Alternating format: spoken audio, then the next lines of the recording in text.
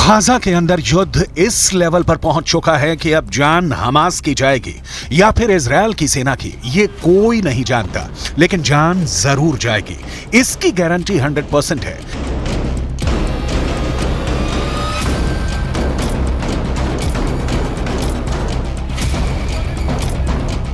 ये गाजा में close quarter battle का वीडियो है, यानी कमरों में लड़ा जाने वाला बहुत करीबी युद्ध।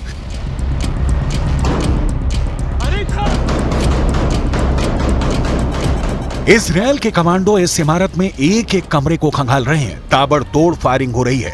किसकी गोली किसे लगेगी, डर बहुत ज्यादा है। यह गाजा के युद्ध की सबसे खतरनाक पिक्चर है।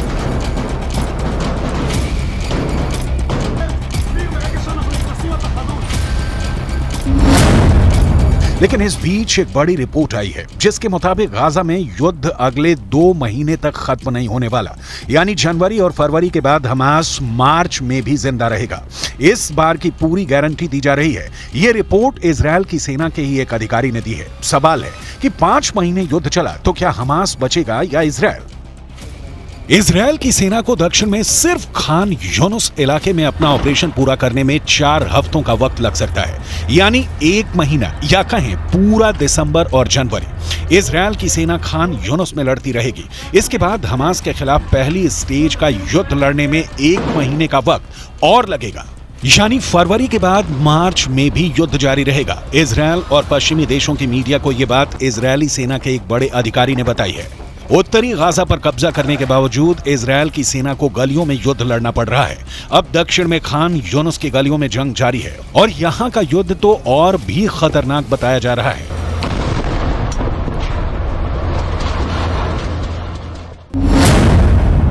कुल मिलाकर समझिए कि 7 अक्टूबर को शुरू हुआ युद्ध अब भी जारी है। यह युद्ध 7 जनवरी तक भी चलेगा। यह युद्ध 7 फरवरी को भी होता रहेगा और इसके बाद यह युद्ध 7 मार्च को खत्म हो जाएगा।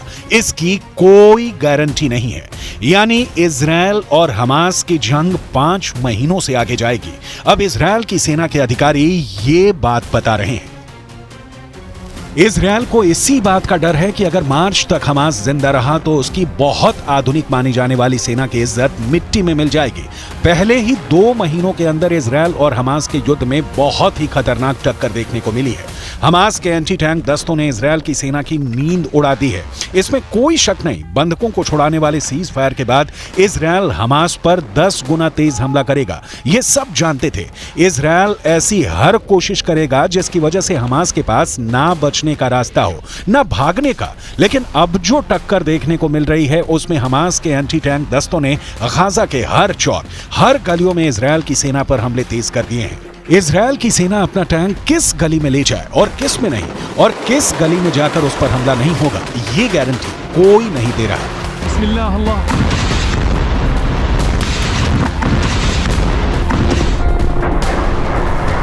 हमास की एक बॉडी कैमरा फुटेज इजरायल को मिली है और इसमें हमास के एंटी टैंक दस्तों को बिल्डिंग में छिपे हुए देखा जा सकता है। जिस जगह पर यह दस्ता छुपकर इजरायल पर हमले की फिराक में था, वहीं पर इजरायल ने हवाई हमला कर डाला। जाहिर है ऐसे धमाके में कोई जिंदा नहीं बचा होगा। वैसे गाजा की गलियों में युद्ध के दौरान हमास ने भी बड़े बड़े दावे किए हैं।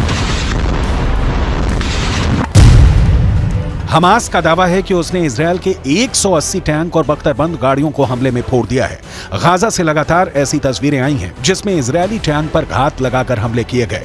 इजरायल ने खुद माना है कि अब तक ग्राउंड ऑपरेशन में उसके 70 से ज्यादा सैनिक मारे जा चुके हैं, 250 से ज्यादा सैनिक जख्मी हुए हैं।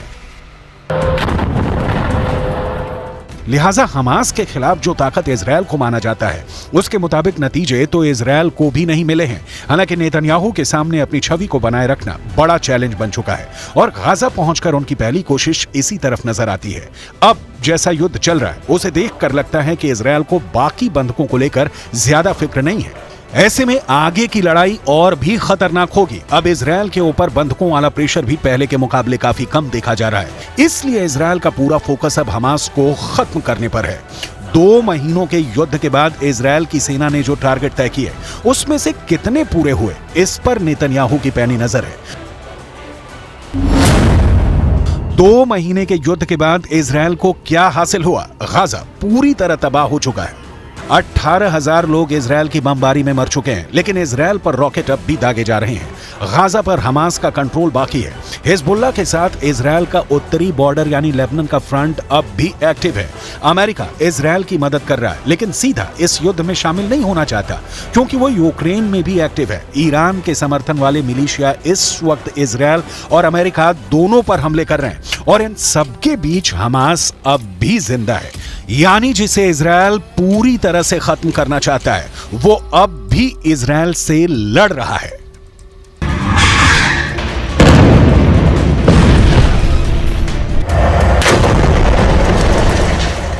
It remains imperative that Israel put a premium on civilian protection.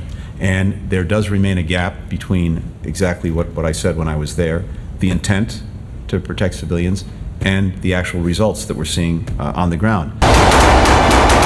Israel की सेना दावा कर रही है कि वो गाजा में हमास को चारों तरफ से घेर रही है, इसलिए ऑपरेशन में वक्त लग रहा है। लेकिन गाजा से कुछ वीडियो ऐसे भी आए हैं जैसे लगता है कि इजरायल की सेना गाजा में बुरी तरह से घिर चुकी है। ये वीडियो हमास के टनल वाले दस्ते ने तैयार किया है। जहां इजरायल की सेना ने कैंप लगाया हुआ है, वहां हमास के लड़ाकू दस्ते चुपके से जमीन से निकलकर उन पर नजर रख रहे हैं। ये इजरायल को डराने वाला वीडियो है। हमास की नजर इजरायल के एक एक फौजी पर है। इजरायल को टक्कर देने के लिए हमास ने एक नया वीडियो रिलीज किया है। यहां हमास के रॉकेट दस्तों ने अपने ठिकानों को उजागर करके दिखाया है कि उसके पास इजरायल पर हमले के लिए कौन सा नया हथियार है। ये M19 रॉकेट है, जिसकी रेंज करीब 100 किलोमीटर है।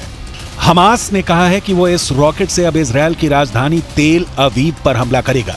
ये रॉकेट और इसको दागने वाला मल्टी लॉन्चर ये गाजा का ही कोई हिस्सा है। सवाल है कि क्या ये जगह अब तक इजरायल और अमेरिका की सैटेलाइट की नजर में नहीं आई, ना ही इजरायल और अमेरिका के ड्रोन इसे देख पाए। मुमकिन है ये पुराना वीडियो है और अब हमास ने इसे जारी करके सिर्फ इजरायल में डर पैदा करने की कोशिश की है।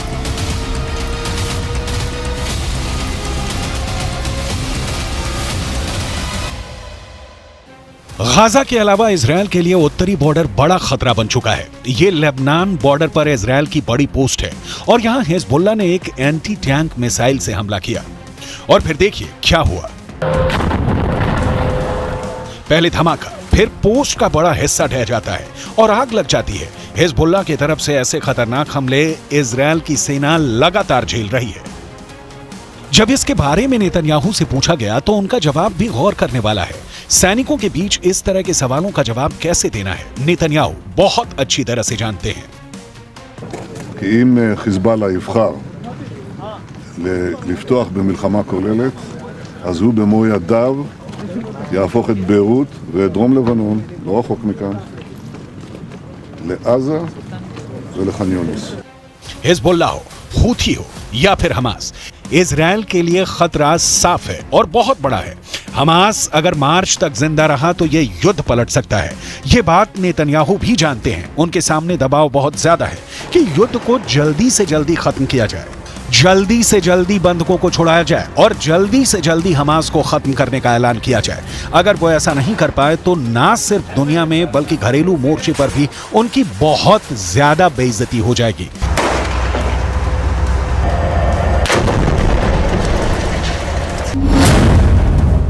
इसलिए इजरायल और नेतन्याहू के सामने सबसे बड़ा डर है कि अब मार्च तक हमास जिंदा रहेगा। यह बात इजरायल की सेना अपनी रिपोर्ट में कह रही है।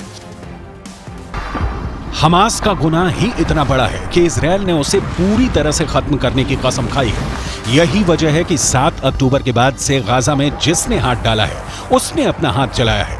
गाजा जलता हुआ कुआं बन चुका है, जो गिरेगा खत्म हो जाएगा, क्योंकि इजरायल को जिसने भी अब तक रोकने की कोशिश की उसको नेतन्याहू ने सिर्फ एक जवाब दिया, जब तक हमास खत्म नहीं हो जाता तब तक युद्ध जारी रहेगा।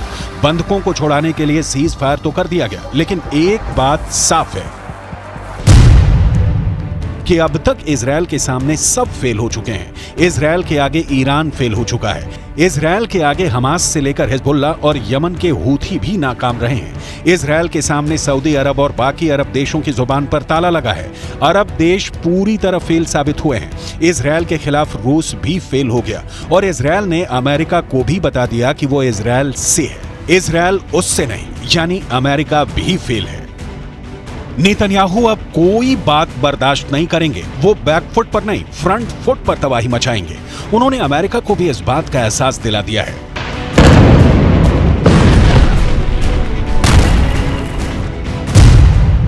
कि हमास को खत्म करने तक बिल्कुल नहीं रुकेंगे। हमास की मौत 100% पक्की है, ये नेतन्याहू की गारंटी है। उत्तरी गाजा के अस्पताल इजरायली बमबारी के सबूत बने तो दक्षिण में खान यूनिस के रिहायशी इलाके इस बमबारी के सबूत बन रहे हैं। यहां बम गिरा तो 10 लोग फौरन मारे गए, कई घायल हो गए। तबाही की ऐसी तस्वीरें हर जगह दिखी। गाजा में बमबारी रोके, इसके लिए इजरायल पर दबाव डाला जा रहा है, लेकिन उसका असर शून्य है। इजरायल को अमेरिका से मिल रही मदद इसका सबसे बड़ा सबूत है, जो फिर से सीज फायर की कोशिश के आगे दीवार बन चुका है। अमेरिका ऐसी बमबारी रोकने के लिए संयुक्त राष्ट्र सुरक्षा परिषद में आए प्रस्ताव के खिलाफ वीटो कर चुका है। بتنزل على قطاع غزة محاصر من 20 عام. هذه الأسلحة وهذه الصواريخ كلها صنعت في أمريكا وفي دول العالم الغربية ويدعم إسرائيل من أجل القضاء على الشباب والأطفال والنساء والشيوخ. حسبنا الله ونعم الوكيل. أمريكا لما اتخذت عدم وقف إطلاق النار في الأمم المتحدة وفي كل مكان يدعو لوقف إطلاق النار، أمريكا هي التي توقف تحط حق الفيتو ضد هذا الشعب الذي يموت 24 ساعة قصف ليل ونهار لا يتوقف بالأسلحة الأمريكية।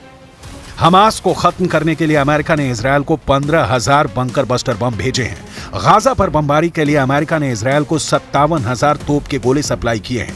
एक तरह से बाइडन मौत बांट रहे हैं। ये इल्जाम अमेरिका पर बार-बार लग रहा है।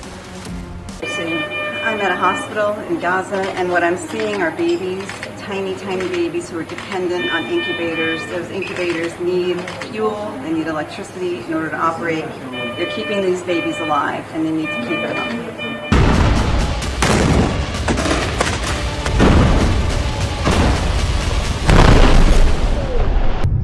अमेरिका एक तरफ कह रहा है कि युद्ध जल्दी खत्म हो, दूसरी तरफ वो ये भी नहीं चाहता कि सीज फायर हो। अमेरिका इजरायल को लगातार बम भेज रहा है और इजरायल गाजा पर लगातार बमबारी भी कर रहा है, लेकिन 2 महीनों के बाद भी ये युद्ध जारी है और हमास जिंदा है। सवाल है कि क्या हमास के पास इतनी बड़ी ताकत है और क्या इजरायल इतना कमजोर है कि वो मार्च तक हमास को खत्म नहीं कर पाएगा?